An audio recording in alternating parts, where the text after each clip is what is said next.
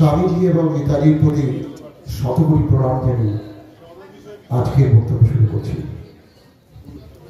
তুমি মহারাজ সাধু হলে আজ, আমি আজ চোর বটে।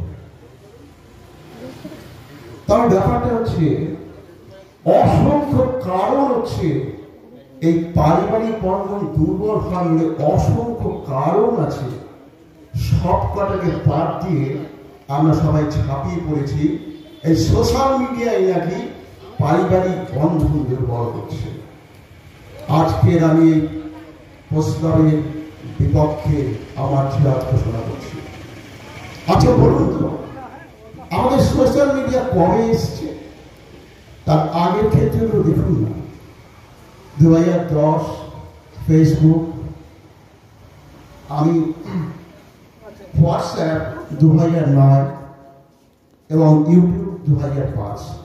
তার মানে কি এটা দাঁড়ায় যে 2005-2009 আগে পারিবারিক বন্ধনটা একবারে একান্নবর্তী পরিবারের মধ্যে ছিল, যেখানে কোনো বাছবাদ কিছু ছিন্নছাড়া ছিল, তা তো নয়।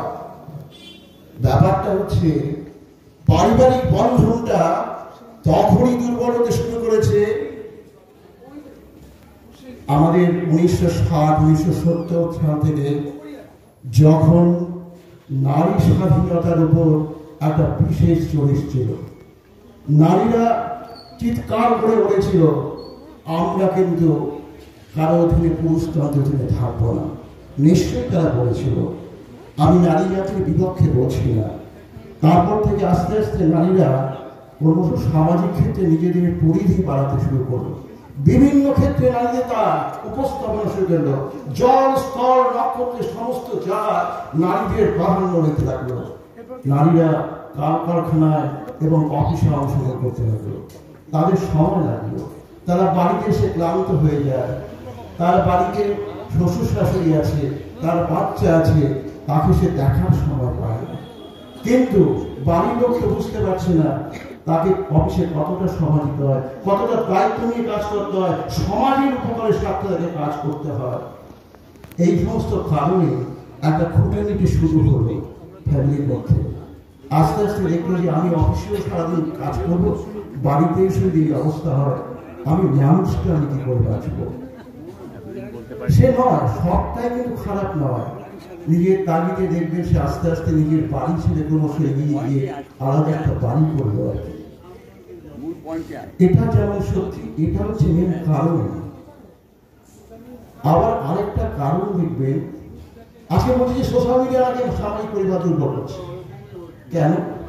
তাই আরেকজন বললেন যে আমাদের বন্ধন করেছে, নিজে নিজে যারা জয়ী বললেন, উনি নিজে বলে গেলেন না সামাজিক মিডিয়ার অনেক কিছু ভালো মন্দ আছে। তাহলে উনি এটা স্বীকার করে গেলেন যে আমি একটা মিডিয়া কিভাবে ইউজ করব সেটা আমার নিজের বিবেকের উপর নির্ভর করে। সোশ্যাল মিডিয়া ভালো না মন্দ সেটা বিবেক বলবে আমি কোনটাকে নেব, কোনটাকে নেব না। এরা এমন বলছে যে সোশ্যাল মিডিয়া করে গেলে পৃথিবীটা ধ্বংস হয়ে যাবে। তা আমি ঠিক আছে, আপনারা গরুর গাড়ির যুগে পড়ে থাকুন, আপনাদের কোনো ট্রেন লাগবে না, আপনাদের কোনো প্লেন লাগবে না, তাই করুন। সোশ্যাল মিডিয়া কিভাবে বন্ধনটা যুক্ত করা জানেন তো? একটি বাড়িতে ঠাকুমা 25শে বৈশাখ গান শুনছে, একটি লাবণ্যপূর্ণ প্রাণে।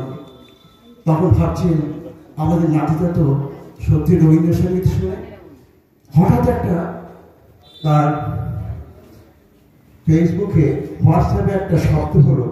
উনি দেখলেন ওনার ছেলে একটা ছোট্ট ভিডিও পাঠিয়েছে, তাতে একটা গান শুনলেন, আমরা সবাই রাজা, রাজা রাজাতে। হ্যাঁ হ্যাঁ, আমার নাতিটাই তো গাইছে। এই যে বন্ধনটা, এই যে একজন দারু বা দিদা তার নাতির যে কণ্ঠে শুনছে, কত দূরে সে থাকে, সে শুনতে পাচ্ছে। এই যে বন্ধনটা, তার নাতি এবং তার দিদার মধ্যে যেটা বন্ধন, এটা কখনো অস্বীকার করা যায় না। আজকে আমরা জানি ভারতবর্ষ, মনীষীরা কি বলেছেন, বসু হইব কুটুম্বকম, সারা পৃথিবী আমার সমাজ, সারা পৃথিবী আমার পরিবার। দেখুন মানুষের দাবি থেকে আজকে হচ্ছে বিস্তারিত মানুষ শরীর করেছে, কেউ আমেরিকা, কেউ অস্ট্রেলিয়া, কেউ ইংল্যান্ডে, কেউ ফ্রান্সে। তাই বলে যে পারিবারিক খণ্ডন সেটা দুর্বল হয়েছে নয়। প্রয়োজনে যখন তারা চেষ্টা করে তখন তার মার কাছে ভিডিও কলের মাধ্যমে তার সাথে যোগাযোগ রাখে। দূরে চলে গেল একমাত্র মাধ্যম যার মাধ্যমে সেই পারিবারিক বন্ধনটাকে অক্ষুণ্ণ রেখেছে, সেটা হচ্ছে সোশ্যাল মাধ্যম। তাই বলে যায় যে তোমাকে করেছে বন্ধন তাকে তুমি হেলায় করে এনেছ, যদি বাঁচতে যাও তাকে আঁকড়ে ধরো এখনই। এই বলে আমার বক্তব্য শেষ করো।